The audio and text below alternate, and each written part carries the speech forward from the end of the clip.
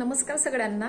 मला इन्स्टावरती 2-3 डीएम्स आलेत आणि रिक्वेस्ट पण आली की ताई प्लीज स्लीव्सचा व्हिडिओ दाखवा, स्लीव्स कटिंग। तर मी तुम्हाला नॉर्मल स्लीव्स कटिंगचा व्हिडिओ दाखवणार आहे विथ चार्ट। ओके, चार्ट खूप इम्पॉर्टंट आहे। पहिले सगळ्यात कुठलीही स्लीव्स तुम्हाला येण्याआधी बेसिक्स स्लीव्स येणे खूप गरजेचं आहे।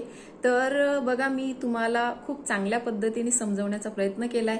तसे युट्यूबवरती स्लीव्सचे व्हिडिओ आहेत, पण मे बी ते हिंदीमध्ये आहेत, त्यांना समजलेलं नसावं किंवा त्यांना मराठीमधूनच पाहिजे असेल।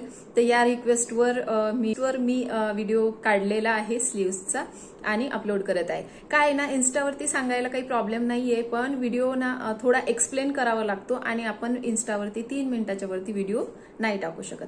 तर माझा 4 मिनिटाचा होत होता। असं काही नाहीये, समजणाराला तर 1 मिनिटात सुद्धा समजू शकते आणि मी समजावून सुद्धा सांगू शकते।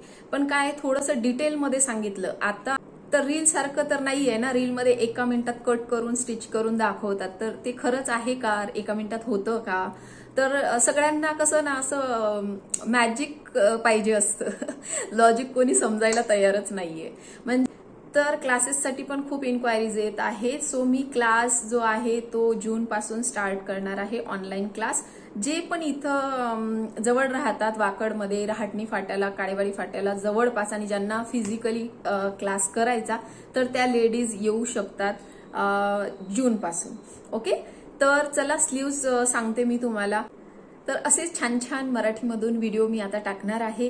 तर मराठीमधून व्हिडिओ बघायला, माझे जर ब्लाउजेस तुम्हाला स्टिचिंग माझी पद्धत आवडली असेल तर प्लीज चॅनलला लाईक, शेअर आणि सबस्क्राईब करा, शेअर करा तुमच्या मैत्रिणीसोबत ज्या इच्छुक आहेत शिवणकामात। ओके, तर ही माझ्या क्लायंट्सच्या ब्लाऊजची स्लीव्ज आहे। तर बघा, 4 फोल्डमध्ये आपल्याला फोल्ड करायचं। कपडा हा 4 पदरी असला पाहिजे, बंद बाजू माझ्या साईडला आहे आणि आपण मार्क करायचं। ओके, तर तुम्ही याचे नोट स्वतः काढून घ्यायचे। बघा, मेजरमेंट 0 ते 1, 0 ते 2, 2 ते 3 आणि 1 ते 4। 1 ते 4 जे मेजरमेंट राहील ते आपलं दंडघेराचा दुसरा भाग टाकायचा।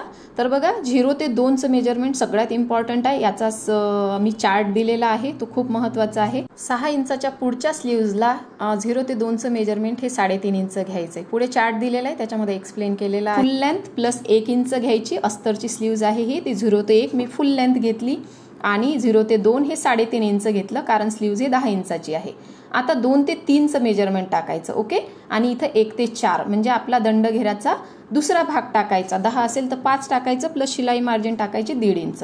तर बघा, 0 ते 2 आपण घेतलेला आहे 3.5 इंच। आता 2 ते 3 छातीचा चौथा भाग टाकायचा। ओके, आता 3 पासून 2 इंचावरती बघा, इथून 2 पर्यंत म्हणजेच 2 इंच आत यायचं। हे आपली शिलाई मार्जिन असते। शिलाई मार्जिन 1.5 इंच असते, पण अर्धा इंच एक्स्ट्रा घ्यायचं। ओके, आणि आपण जिथून 2 इंच मार्क केलेला आहे तिथून आपल्याला मध्य काढायचा।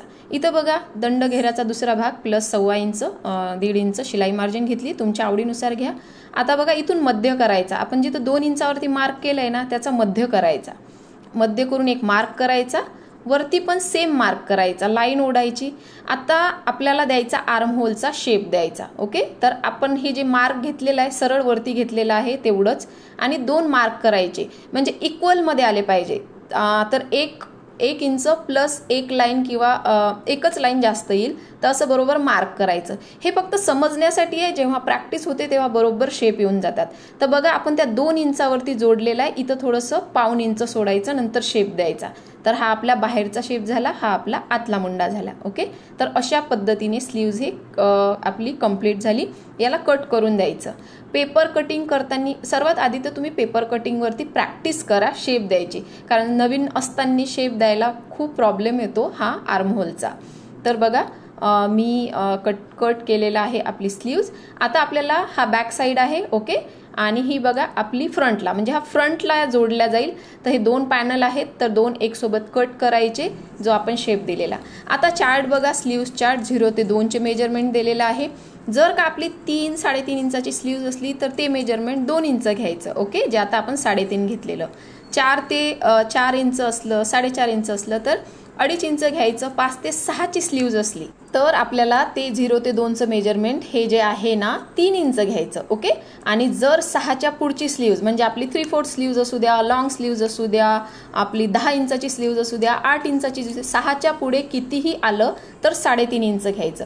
तर बघा आत्ताची स्लीव्ज ही माझी 10 इंचाची होती, प्लस मी 1 इंच करून त्याला 11 इंच केलं आणि आपली 0 ते 2चं मेजरमेंट होतं 3.5 इंच.